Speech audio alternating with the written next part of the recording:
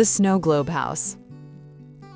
The first Christmas after Grandma Eleanor died, the silence was a physical presence. It settled over the small, box-filled living room of the apartment I'd shared with her, thick as the dust motes dancing in the weak December sun. The absence of her humming, the shh-shh of her slippers on the linoleum, the faint, ever-present scent of cinnamon and Jean Natte, it all coalesced into a quiet so profound it rang in my ears. The phone, I noticed, did not ring at all. I was 28, an afterthought in the bustling flowchart of my family's holiday logistics. My parents, retirees perpetually in motion between my sister's soccer mom chaos in Ohio and my brother's aspirational suburban sprawl in Connecticut, operated on a calendar of grandchild concerts and neighborhood potlucks. I, the quiet freelance graphic designer who lived 3 states away in the apartment I'd inherited with my grandmother's passing, didn't fit neatly into any spreadsheet cell.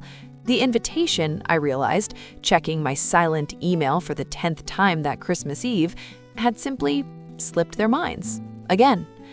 It wasn't malice.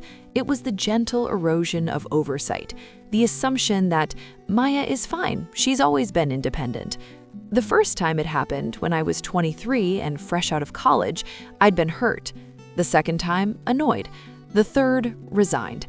This 4th year, in the echoing quiet of a home that had lost its heart, the resignation curdled into something colder, a quiet resolve that settled in my bones. The following January, a flyer arrived in the mail, unsolicited and crumpled. Escape to your own winter wonderland. Mountain properties, priced for dreaming.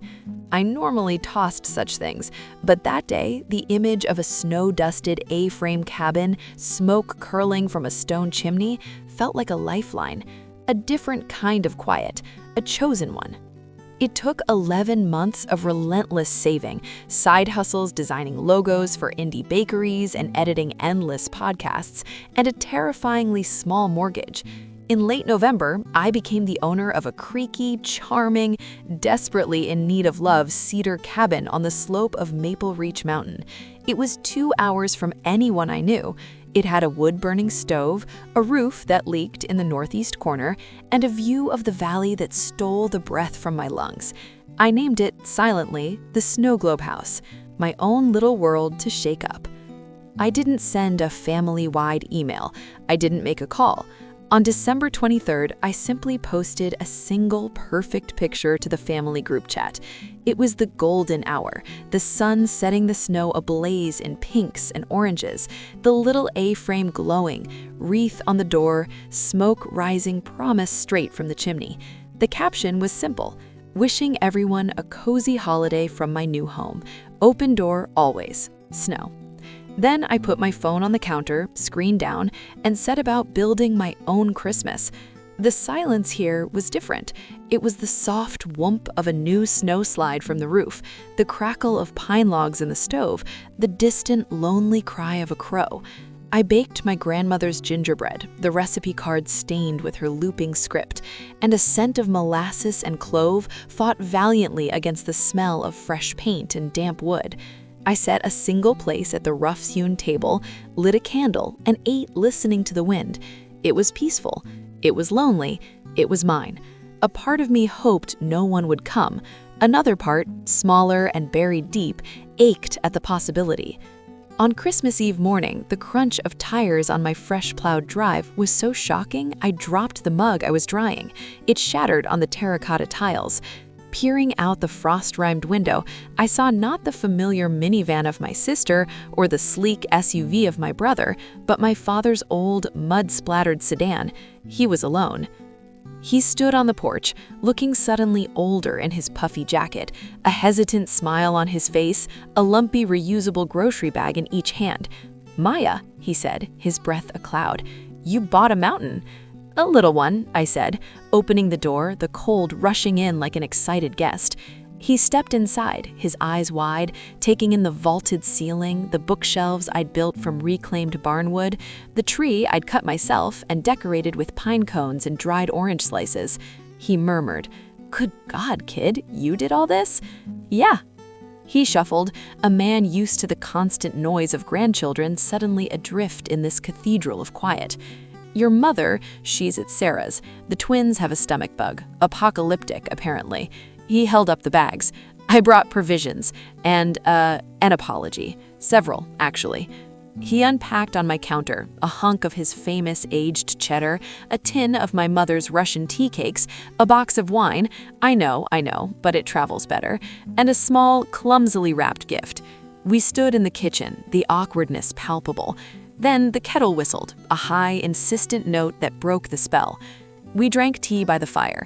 He told me about the treacherous drive, the GPS failing, how he'd stopped at a general store that looked straight out of 1952. I told him about fixing the leak, about the deer that came to the salt lick at dawn. The conversation stuttered, then found a rhythm, like an old song half remembered. "We've done a bad thing letting you slip away like that," he said finally, staring into his mug. "Your grandma was the glue. After she went, we all just spun off into our own orbits. We assumed you were okay. It was easier than checking." "I am okay, Dad," I said, and for the first time, it felt true. "Okay is better with people sometimes," he replied softly. That night we made pizza from scratch, flour dusting the floor like the first snow, sauce splattering the stove. We ate it on the floor by the fire, and he told me stories about his father, a taciturn man who'd built his own house too, a man I'd never really known. The connection, generations deep, thrummed in the space between us. He left on Christmas morning, early, to brave the bug-ridden chaos at my sister's. He hugged me at the door, a real tight hug that smelled of wood smoke and Old Spice. "They're all coming tomorrow," he said. "Your mother insisted. She's terrified of the mountain roads, but she's coming." I spent the day in a flutter of preparation, the loneliness now a fertile ground for nervous anticipation. I made up beds, aired out musty blankets, and prepared a big pot of soup. They arrived just after noon on the 26th, a caravan of chaos. My brother Mark's SUV degorged his wife Chloe and their two preteens, Lily and Noah, who immediately stared at their cell phones, then at the vast screenless wilderness with identical horror. My sister Sarah's minivan was a symphony of screeches. Her 4-year-old twins, Ava and Ben, tumbled out like battling puppies, followed by her weary husband Tom, carrying a screaming infant in a car seat. And then there was my mother, emerging from the passenger seat looking pale and tense, her designer boots sinking into the snow. "You live here?" Lily asked, her voice full of awe that bordered on dread. "It's so quiet," my mother said, her eyes scanning the towering pines as if they might attack. The house, my sanctuary, was instantly transformed. It was filled with the shrieks of overtired children, the blare of a tablet playing cartoons, the clatter of dropped toys, and the humid, milky smell of a baby. My brother immediately started a loud, foolhardy debate about the structural integrity of my deck. My sister, frayed at the edges, began unloading enough plastic toddler gear to withstand a nuclear winter. I felt a surge of panic. This was a terrible mistake. My beautiful, quiet snow globe had been shaken by a giant, clumsy hand. But then the mountain began its work. The twins, pressed against the giant window, saw a red fox dart across the clearing.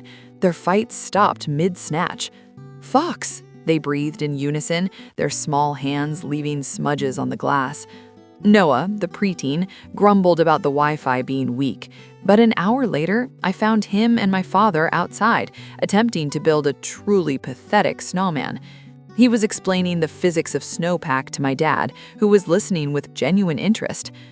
Dinner was pandemonium. We were crammed around my extended table, elbows knocking, passing bowls of stew and a loaf of crusty bread. The baby cried, someone spilled milk. But in the middle of it, my mother, who had been quietly observing the chaos, reached over and touched my hand. "You built a beautiful table, Maya," she said. Her fingers were cold. "And this stew, it's Eleanor's recipe, isn't it?" I nodded, and her eyes glistened in the candlelight.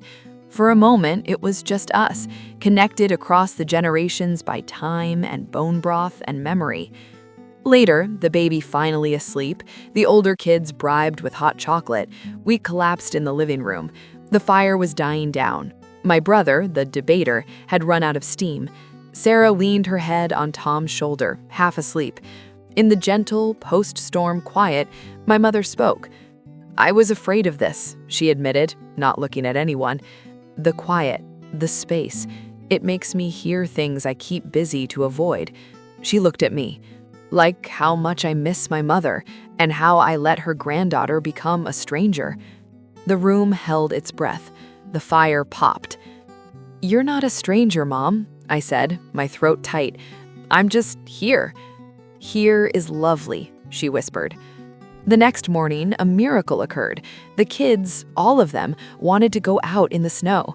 We bundled them up until they were spherical, and we all tumbled out into the blinding white world. My father and Mark started a snowball fight that quickly lost all generational dignity.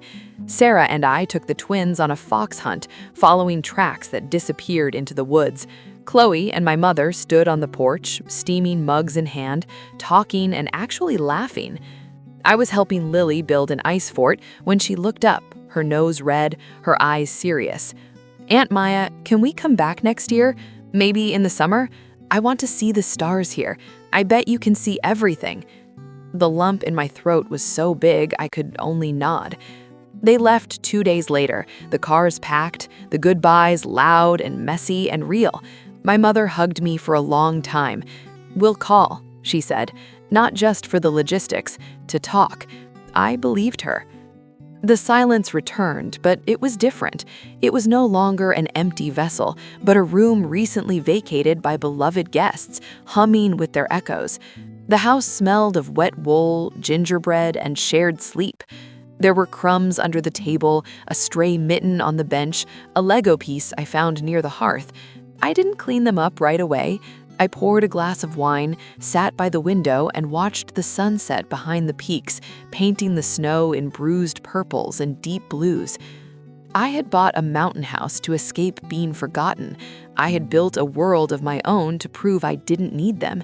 But in doing so, without even meaning to, I had built a hearth, a true north, a place solid enough and quiet enough that my busy, orbiting family had to stop, had to look up from their spreadsheets and soccer schedules and recalibrate.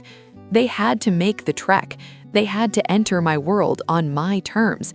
And in doing so, they finally saw me, not as the afterthought, but the anchor. The mountain hadn't pushed them away. It had gathered us in.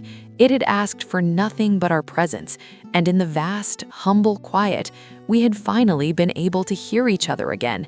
The shared sigh after a meal, the crunch of a shared path through fresh snow, the unspoken love that had been there all along, buried under the hustle of daily life, waiting for a little silence and a lot of sky to finally be heard.